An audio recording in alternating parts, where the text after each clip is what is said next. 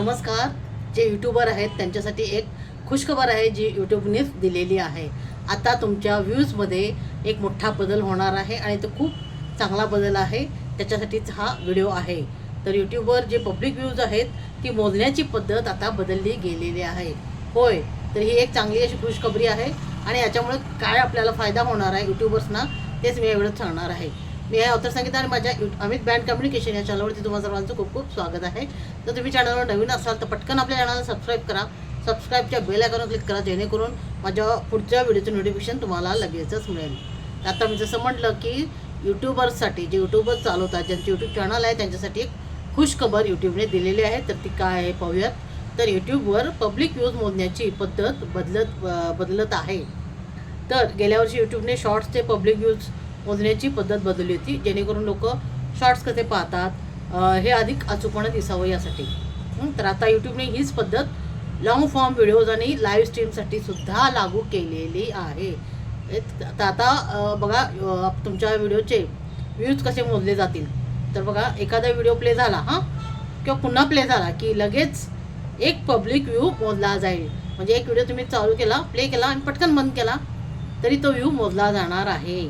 त्यामुळे एखादा video play झाला आणि पुन्हा प्ले झाला की लगेच त्याचा पब्लिक व्ह्यू एक तुम्हाला मिळणार आहे. म्हणजे तुमचे प्रेक्षक व्हिडिओ पाहण्यासाठी आले आणि व्हिडिओ सुरू झाला की लगेचच पब्लिक व्ह्यू मोजला जाईल. तर ही पद्धत लॉंग व्हिडिओसाठी आहे, शॉर्टसाठी आहे आणि लाईव्ह स्ट्रीमसाठी आहे. या सर्वांसाठी ही अगदी समान पद्धत असणार आहे. तर याचा तुम्हाला काय फायदा होईल बघा. तर यूट्यूब सांगत आहे की या बदलामुळे भविष्यात तुमच्या दिसणाऱ्या ज्या व्ह्यूज आहेत त्याच्यामध्ये वाढ होण्याची शक्यता आहे. तुम्हाला यूट्यूब स्टुडिओमधील ॲनालिसिसमध्ये हे नवीन वाढलेले व्ह्यूजची संख्या आहे ना ही तुम्हाला दिसणार आहे. तर कमाईवर याचा काय परिणाम होईल का तर नाही. तर या बदलामुळे काय होईल तुमच्या कमाईवरती परिणाम तर होणार नाही आहे पण यूट्यूब पार्टनर प्रोग्राम जो आहे YPP यासाठी पात्र होण्याच्या नियमामध्ये ही बदल होणार नाही आहे. ते नियम तसेच असणार आहे.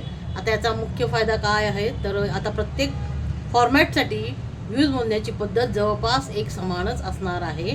त्यामुळे तुमच्या चॅनलला मिळणारे एकूण पब्लिक व्ह्यू हे तुमच्या कंटेंटची खरी रीच किंवा एक्सपोजर अधिक चांगल्या प्रकारे दाखवले जातील. त्यामुळे तुमचे शॉर्ट्स असतील किंवा लॉंग व्हिडिओज असतील किंवा लाईव्ह असतील असे तिन्ही प्रकारचे जर तुम्ही कंटेंट करत असाल तर तुमच्या चॅनलच्या एकूण एक्सपोजरचे चित्र अधिक स्पष्ट होणार आहे याच्यामुळे.